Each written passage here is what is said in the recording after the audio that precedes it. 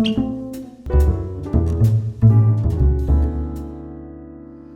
everyone, and welcome back to Whiskey Wednesday.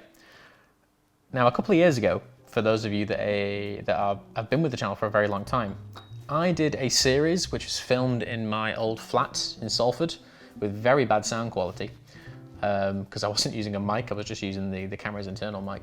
We did a series called Beginner's Guide to Whiskey, and in the Campbelltown video we discussed Glen Scotia Double Cask and this thing. This is normally just called Longrow non-age statement. I know it as Longrow Gold just because there's nice gold writing on the box. That was what it was sold to me as a sample many years ago. And a bottle became available in the shop in which I work, the shop, because the gentleman didn't want it anymore. And I thought, you know what? I've never owned a bottle of Longrow that wasn't like a really expensive sample or a bottle split. So took the plunge at £37, quite a bargain. And as you all know, for those of you watching this, this is a product of the Springbank Distillery, which says it just across this little embossed logo here. Now, Longrow is it's an unusual whiskey to talk about because within Springbank, naturally, we have Hazelburn, which is a non-peated triple distilled whiskey. We have Springbank, which is a 2.5 times distilled peated whiskey with around sort of 12 to 15 phenol parts per million before distillation. Longrow is a classically double distilled 50 to 55 ppm peated whiskey. But again, that's before distillation. That's quite important because this is a peated product, but it doesn't really smell or taste like a classic peated product. This doesn't taste like an Ardbeg. It doesn't taste like a Laphroaig or a Kalila or a Talisker or a Highland Park or anything else you can think of. It doesn't even really taste like a Springbank. It has its own very unique style. 46% natural colour, non-chill filtered. A little bit of history about Longrow. It was a distillery. I can't remember when it closed, but Prohibition just killed the Campbelltown whiskey trade for many different reasons. In 1985, I think it was, Springbank released the first ever Longrow 10-year-old because they took on that name along with Hazelburn, which again used to be its own distillery, and they kind of incorporated all three styles into one distillery house. Last year, obviously we're all aware of COVID and the pandemic, which brought numerous problems across the world. Springbank planned to, I think, distill, it was something like 200,000 or 250,000 litres of alcohol in 2020. The pandemic essentially cut that in half and they were closed for a long time. So they only distilled 120,000 litres of whiskey. Only 10% of that, so 12,000 litres was Longrow, which is peated for around 48 hours. So when it comes to release whiskey in sort of 2031, 2032, possibly even a bit later, 2033 or 34, with the Longrow Red Series, the vintages from last year will be quite short on the ground because they just didn't distill a lot of it in that year. As the back of this box says, or it doesn't, as I should say, I thought it did, there's only around, Springbank fans are going to get me on this, I think it's like 100 bottles of whiskey produced. 100 casks of Longrow filled each year, not bottles. 100 casks are filled each year, typically. But with this year, with only 12,000 casks being filled, we will experience a shortage in about a decade's time with certain releases. With this being a non-age statement, one of the best non-age statements that is currently available on the whiskey market for like below 40 quid a bottle, it's hard to get, even at that price. This is the first bottle of this I've ever seen in this shop. It's the first bottle that I've been able to buy in like 5 years. But that's a bit about Longrow. For those of you watching this because of the title, you know about the Red Series and the 21-year-old, which I did try as a sample. Didn't love it, it was okay. But this thing blows my mind. So let's smell it, let's taste it, and let's see what's going on. I'm not sure if I mentioned it already, but it is natural colour. It is non-chill filters. I've mentioned, I think, that it's at 46%.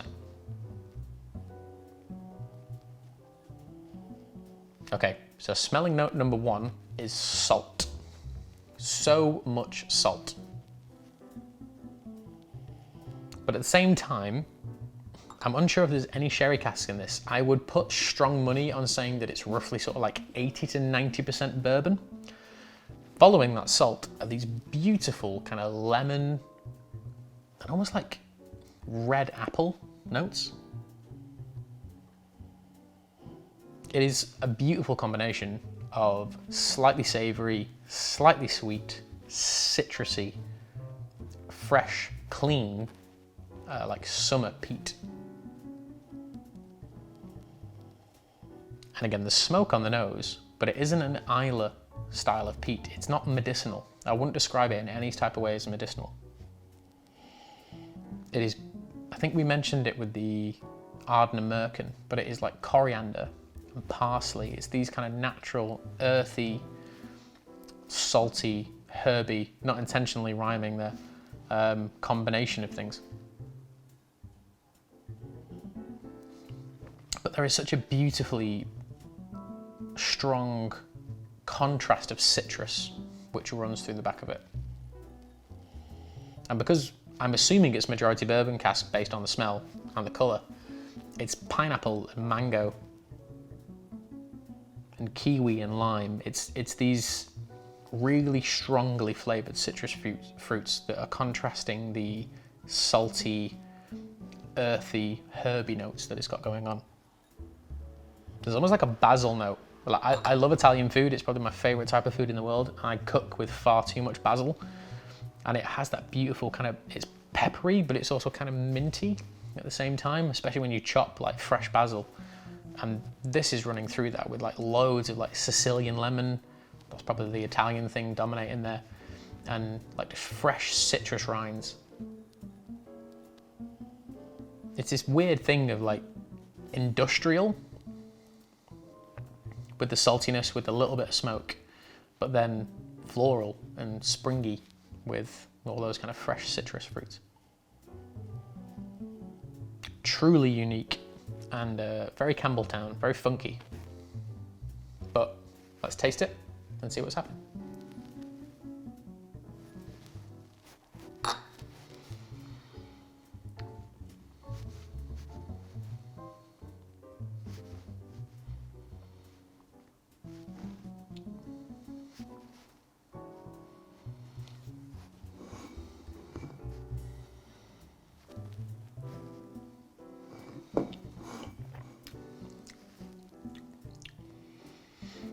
There's so much going on. We always intend for these videos to be quite short, but every time I'm finding new fun whiskies to talk about, or whiskies I can actually get a hold of, they go on for a bit longer. This distillery, Springbank, is loved for so many reasons. This bottle is one of those reasons. The initial arrival is full of flavours which I've only ever experienced from a particular bottle of Old Forester.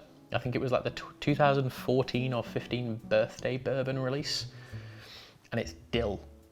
It is fresh, crisp, refreshing dill. Really green,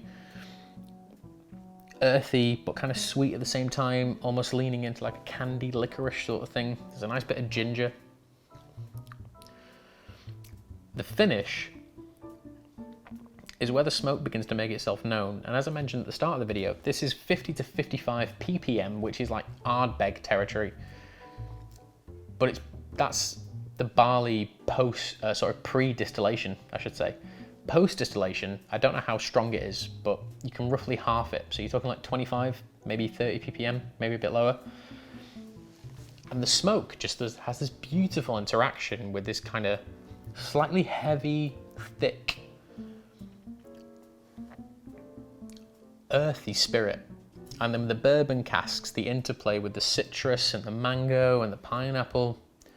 There's not vanilla, there's not caramel, it's not that kind of bourbon influence, it's these citruses which are really pulling through.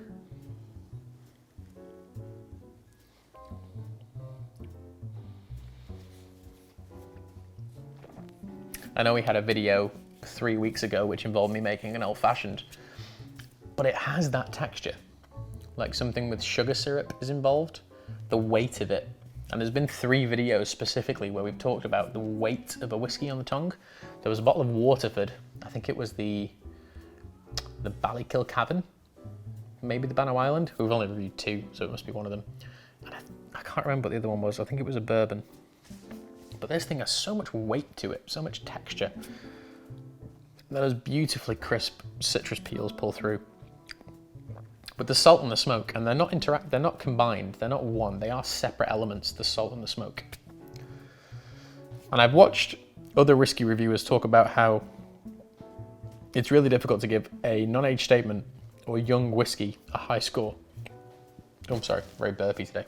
But I've tried Longrow 21, and I've tried a couple of batches of Longrow 18, and they're really good, but you can tell they're batches. They're really varied. The 21 just smelled like diesel. It was so industrial, it was incredible. And it was like eating Serrano ham, salty, fatty, rich, but not, I didn't find it that enjoyable. The 18's good because it's really mellow, which is what you want from like a peated 18-year-old. But I honestly think this is better. It's more affordable. I don't want to use the phrase more available, because it kind of isn't. It sells out as quickly as the limited editions do. I feel very lucky to be able to own this bottle, because it's very odd to say that a bottle below 40 quid is hard to get, but Springbank, all right?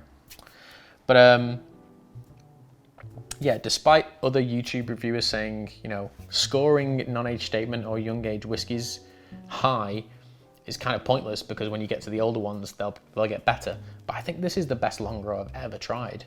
I've tried 2 versions of the Longrow Red. One was a 13-year-old Malbec, and one was an 11-year-old Australian Pinot Noir, I think.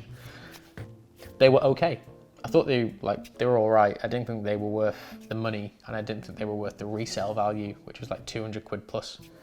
But this is honestly delicious, and if I could buy cases of it, I would. It's still not a 10, because I think that would be just adding to the monster, which is trying to get Springbank. But it is honestly like a solid 9. Like, it's very difficult to score this whiskey as lower than that, because the flavor interaction and what is going on the palate is worthy of whiskies which are, you know, 15, 16, 17, 18 years old.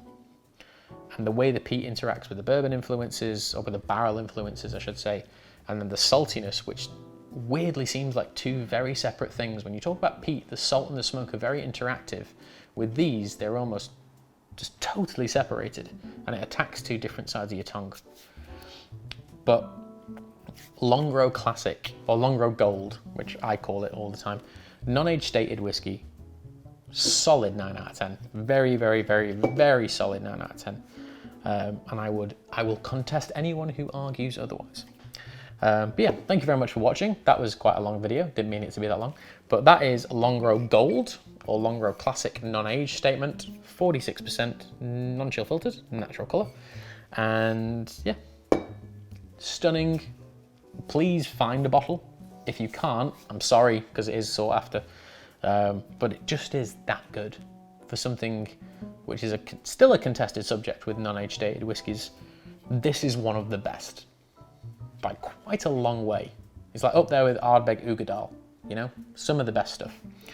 But yeah, this is Whiskey Wednesday. I'm Phil. This is the Whiskey Shop in Manchester, and I bid you all a good day. I'll see you next week. Cheers.